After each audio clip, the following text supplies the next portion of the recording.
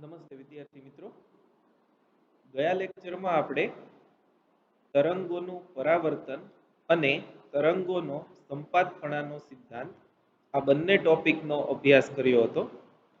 આ બંને ટોપિક જે છે એ એટલા માટે કરવા જરૂરી હતા કારણ કે હવે આપણે જે ટોપિકનો અભ્યાસ કરવાનો છે જેને આપણે કહીએ છીએ સ્થિત તરંગો, એમાં આ બંને જે સમજૂતી આપણે મેળવેલી છે ગયા લેક્ચરની એનો અભ્યાસ કરવાનો આવશે.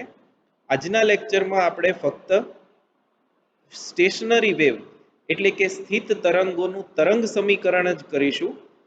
એના પરથી આવતો આગળનો ટોપિક જે છે જેને આપણે નોર્મલ મોડ્સ ઓફ ઓસિલેશન કે વાઇબ્રેશન એવું કહીએ છીએ એ આપણે આની પછીના લેક્ચરમાં કરશું.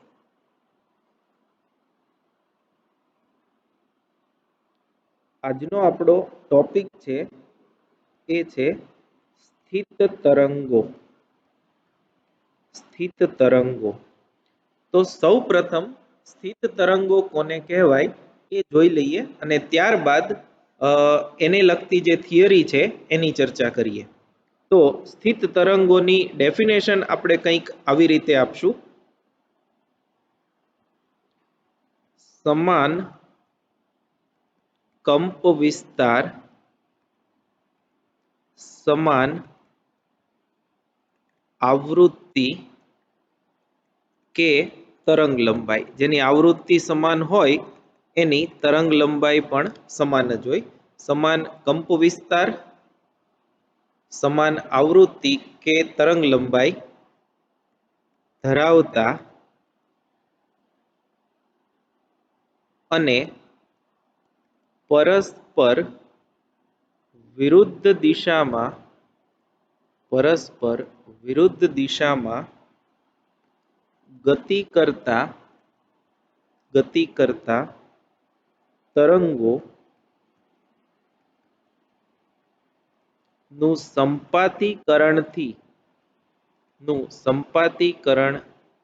તરંગોના સંપાતીકરણથી મળતા તરંગો પ્રગામીપણાનો ગુણધર્મ ગુમાવી બેસે છે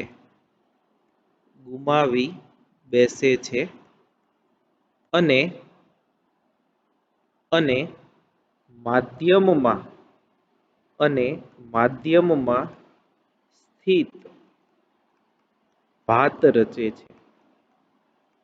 માધ્યમમાં સ્થિત ભાત રચે છે. આવા તરંગોને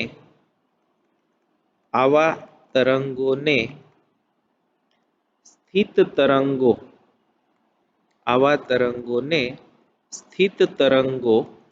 કહે છે. તો આ સ્થિત તરંગોની વ્યાખ્યા કયો તો વ્યાખ્યા, સમજૂતી કયો તો સમજૂતી. શું છે એ ફરીવાર આપણે જોઈ લઈએ. 3-4 મુદ્દાઓ છે એ અગત્યના છે. સૌથી પહેલું, સમાન કંપ વિસ્તાર અને સમાન આવૃત્તિ અથવા તો તરંગ લંબાઈ ધરાવતા. એટલે પહેલી કન્ડિશન એ છે કે જે બે તરંગો આપણે લઈએ છીએ એ તરંગોની આવૃત્તિ સમાન હોવી જોઈએ અને એ તરંગોનો કંપ વિસ્તાર સમાન હોવો જોઈએ. બીજી કન્ડિશન એ છે કે પરસ્પર વિરુદ્ધ દિશામાં ગતિ કરતા તરંગોના સંપાતીકરણથી જે તરંગો મળે એ તરંગોમાં એવું જોવા મળે છે કે તેઓ પ્રગામીપણાનો ગુણધર્મ ગુમાવી બેસે છે.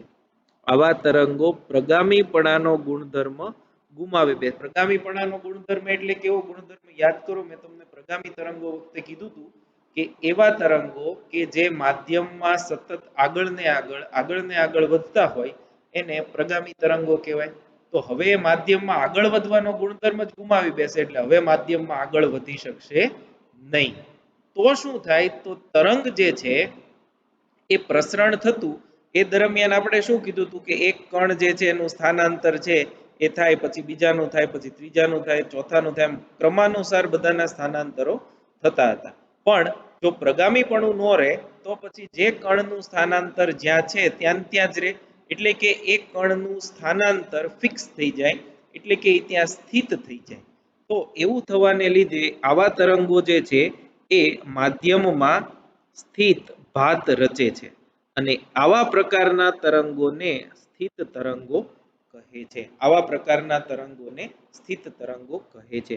સામાન્ય રીતે આવા તરંગો કેવી રીતે રચી શકાય? કોક તમને એમ પૂછે કે આપણે સ્થિત તરંગો જોવા છે તો કેમ જોઈ શકાય? તો એના માટેનો બહુ સાદો એક રચના છે, તમને કરાવી દઉં. આ ધારો કે એક જડિત આધાર છે, ત્યાંથી દોરી બાંધી અહીંયા બીજો જડિત આધાર રાખી દઈએ આમ, અને અહીંયા એક તરંગ જે છે એને ઉત્પન્ન કરીએ તો એ તરંગ જે છે એ આમ પ્રસરે, આમ પ્રસરી અહીંયા આપાત થાય, આપાત થઈ અને પાછું આમ આપાત હોય, આમ આપાત થતું હોય તો પરાવર્તન આમ થાય, પરાવર્તિત તરંગ. તો આ તરંગ જે છે એનું જ તરંગ પરાવર્તન પામે એટલે પરાવર્તિત તરંગ માટે કંપવિસ્તાર સરખો હોય અને આવૃત્તિને કળા પણ સરખી હોય. બરાબર છે? પરાવર્તિત તરંગ જે છે એનો કંપવિસ્તાર અને આવૃત્તિ એ આપાત તરંગના જેટલા જ હોય. અને આપાત આમ ગતિ કરે છે, પરાવર્તિત આમ ગતિ કરે, તો અહીંયા તમને સ્થિત તરંગો જોવા મળે. એટલે તમે જો તમારે સ્થિત તરંગો જોવા હોય તો તમને એક ઉપાય બતાવું. આપણી જે દિવાલ છે જ્યાં દોરી બાંધેલી હોય એ દોરીને એકદમ ટાઈટ કરી, જેનું તણાવ બળ ખૂબ વધારે હોય એટલી બાંધી અને વચ્ચેથી બરાબર થોડુંક સ્થાનાંતર આપીને છોડી દો તો જે એ દોરી વાઇબ્રેટ થાય અને જે આકાર રચે એ સ્થિત તરંગો હોય છે. એટલે અહીંયા સ્થિત તરંગો રચાય જે આવા હશે, આવા હોય. અને એમાં આ કણ જે છે એનું સ્થાનાંતર ધારો કે મહત્તમ છે તે કાયમ મહત્તમ જ રહેશે, આનું સ્થાનાંતર આટલું છે તે કાયમ એટલું જ રહેશે, આનું 0 છે તે કાયમ 0 જ રહેશે. તો જેનું જે સ્થાનાંતર છે ત્યાં ત્યાં રહે. એટલે આ અહીંયા ને અહીંયા રહેતો હોય તો આ તરંગ હવે તમે જોઈ શકશો. એટલે એ માધ્યમમાં એક ભાત રચે છે જેને સ્થિત તરંગો એવું આપણે કીધું છે. તો હવે આપણે જે મેળવવાનું છે એ છે સ્થિત તરંગનું તરંગ સમીકરણ. આપણો પહેલો જે ટોપિક છે એ છે આવા સ્થિત તરંગોનું તરંગ સમીકરણ. જેમ આપણે પ્રગામીનું જોયું હતું એવી જ રીતે ધારો કે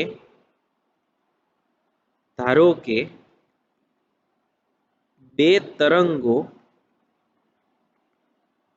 લઈએ, પહેલું y1 એનું સ્થાનાંતર એ ધારો કે છે a sin kx minus omega T, અને બીજું તરંગ y2 બરાબર a sin kx plus omega T, kx plus omega T. ધ્યાનમાં લો, આ બે તરંગો જે છે એ આપણે ધ્યાનમાં લઈએ. હવે બરાબર સમજજો, આ જે છે આ તરંગ એની પ્રસરણની દિશા કઈ દિશામાં પ્રસરણ થશે? પ્રસરણ ધન x દિશામાં થાય. પ્રસરણ ક્યાં થાય? ધન x દિશામાં. અને આનું પ્રસરણ છે એ ક્યાં થાય? ઋણ x દિશામાં. આનું પ્રસરણ જે છે ક્યાં થાય? અહીંયા પ્લસ છે એટલે ઋણ x દિશામાં.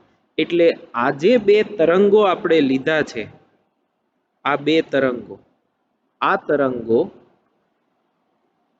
તરંગો માટે સમાન કંપ વિસ્તાર છે, સમાન કંપ વિસ્તાર. જો આનો a છે, આનો a છે, સમાન આવૃત્તિ કે તરંગ લંબાઈ. તમે જુઓ બંને માટે તરંગ સદિશ k છે અને આવૃત્તિ ઓમેગા છે, અને પરસ્પર વિરુદ્ધ દિશામાં ગતિ કરે છે, પરસ્પર વિરુદ્ધ દિશામાં ગતિ કરે છે. એટલે આપણે જુઓ સમાન કંપ વિસ્તાર, સમાન આવૃત્તિ અને પરસ્પર વિરુદ્ધ દિશામાં ગતિ કરતા તરંગો, એટલે એવા આ બે તરંગો એના સમીકરણ આપણે લખી રાખ્યા. બરાબર. હવે આ બંને તરંગોનું શું કરવાનું? સંપાતીકરણ. તો હવે આપણને ખબર છે, હવે લખો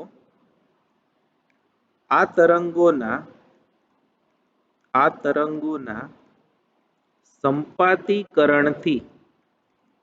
સંપાતીકરણથી રચાતા તરંગનું સ્થાનાંતર. સંપાતપણાનો સિદ્ધાંત આપણે ભણી ગયા છીએ એ મુજબ પરિણામી સ્થાનાંતર થશે y1 પ્લસ y2.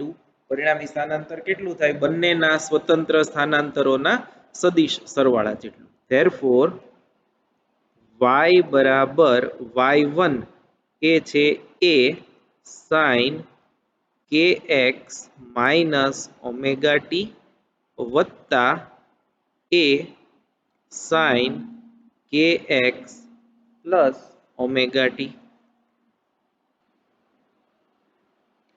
તો આ બંનેનો સરવાળો એ પરિણામી તરંગ મળશે. હવે આપણી પાસે એક આવું સૂત્ર છે sin a plus b plus sin a minus b હોય તો આપણે 2 into sin a into cos b કરી શકીએ. આ 2sc એવું સૂત્ર છે. 2sc બરાબર s પ્લસ s આવું એ લોકો બોલતા હોય છે મેથેમેટિક્સમાં. તો અહીં જુઓ a પ્લસ b આપણા કેસમાં આ જે a છે એ kx છે અને b જે છે એ ઓમેગા ટી છે. તો આપણે એમ લખીએ a અને b ની બદલે kx અને ઓમેગા ટી, તો sin અહીં આવશે kx પ્લસ ઓમેગા ટી વત્તા sin અહીં આવશે kx માઇનસ ઓમેગા ટી બરાબર 2 sin a એટલે kx અને cos b એટલે ઓમેગા ટી. તો આ જુઓ તમે અહીંથી એક સ્ટેપ વધારે લખું જો તમને વધારે ક્લેરિટી આવે એટલે. એ કોમન લઈએ કેમ કે બંનેમાં છે. તો બાકીનું જુઓ sin kx minus omega T plus sin kx plus omega t. તો જુઓ આ સમીકરણ હવે કમ્પેર કરો. આ સમીકરણ જે છે એ અને આ સમીકરણ એ બે સરખા છે. sin kx plus omega T plus sin kx minus omega t. તો એની બદલે આપણે આમ લખી શકીએ 2 sin kx cos omega T. કેમ? કેમ કે ત્રિકોણમિતિની આ આઈડેન્ટિટી છે, નિત્યસમ છે એના પરથી. તો ધેરફોર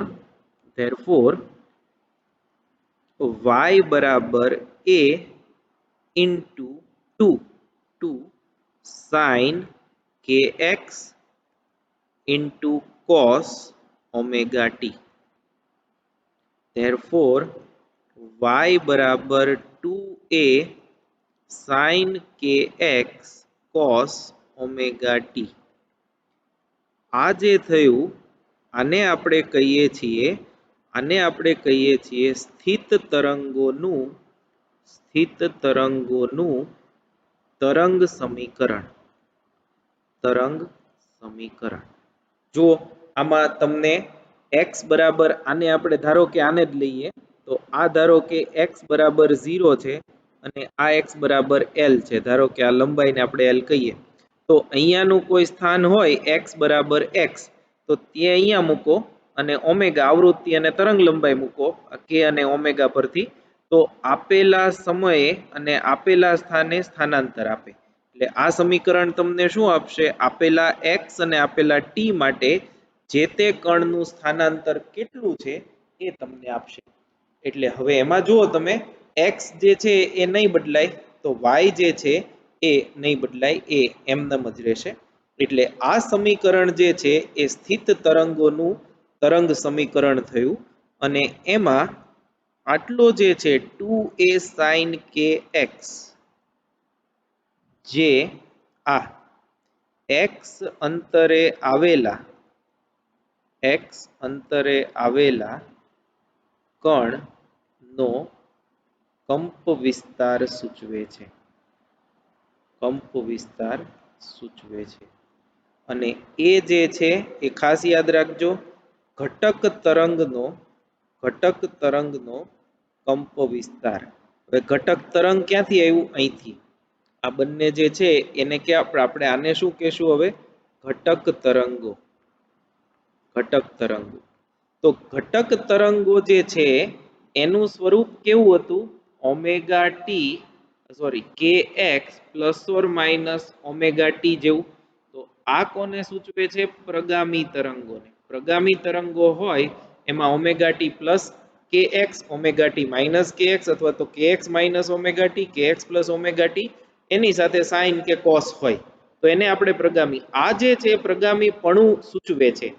અને અહીંયા કેવું આવ્યું? તો કે સાઇન કે એક્સ અને કોસ ઓમેગા ટી. તો અહીંયા sine sine, cos cos, sine cos, cos sine, જે કાંઈ પણ હોય ચાલે, પણ એક હાર્મોનિક વિધેય સાથે કે એક્સ અને બીજા હાર્મોનિક વિધેય સાથે ઓમેગા ટી હોય તો આવા પ્રકારનું જે સમીકરણ છે એ સૂચવે છે સ્થિત તરંગો. આ જે છે એ સ્થિત તરંગો સૂચવે છે અને એને આપણે કહીએ છીએ સ્થિત તરંગોનું તરંગ સમીકરણ. આ 2 માર્કનો બહુ અગત્યનો પ્રશ્ન છે. તમને એવું પૂછે છે સ્થિત તરંગો કોને કહે છે? સ્થિત તરંગનું તરંગ સમીકરણ તારવો. તો એ મટીરિયલમાં તમને આપેલો છે. ટેક્સ્ટ બુકમાં પેજ નંબર 375 પર આપ્યો છે. સમીકરણ 15.37 37 નંબરનું સમીકરણ જે છે એ ત્યાં આપ્યું છે. અહીંયા નીચે લખ્યું પણ છે કે kx અને ઓમેગા ટી પદો જુદા જુદા આવે છે. kx માઇનસ ઓમેગા ટી કે kx પ્લસ ઓમેગા ટી જેવા સંયોજિત સ્વરૂપમાં આવતો નથી. અને આ જે તરંગો છે એ કંપ વિસ્તાર સ્થિત તરંગનો એ આનાથી આપણે આપી શકીએ. એટલે સ્થિત તરંગનો કંપ વિસ્તાર જે છે એ આટલો છે. સ્થિત તરંગનો કંપ વિસ્તાર આટલો છે. 2a sin kx એ સ્થિત તરંગનો કંપ વિસ્તાર સૂચવે છે. એ ખાસ યાદ રાખજો. તો આ સ્થિત તરંગની સમજૂતી છે. આવતા લેક્ચરમાં આપણે આનાથી આગળનું એક સ્ટેપ, અનુવાદ તે તમારે હવે લખી અને પાકું કરી નાખવાનું છે. આપણે આગળ જે 2a sin kx cos omega t કેવું છે એ સમજી અને નિસ્પંદ અને પ્રસ્પંદ બિંદુઓ અને તેનાથી રચાતા નોર્મલ મોડ્સ જે છે વાઇબ્રેશનના, એ શું છે એનો અભ્યાસ કરીશું. Thank you very much.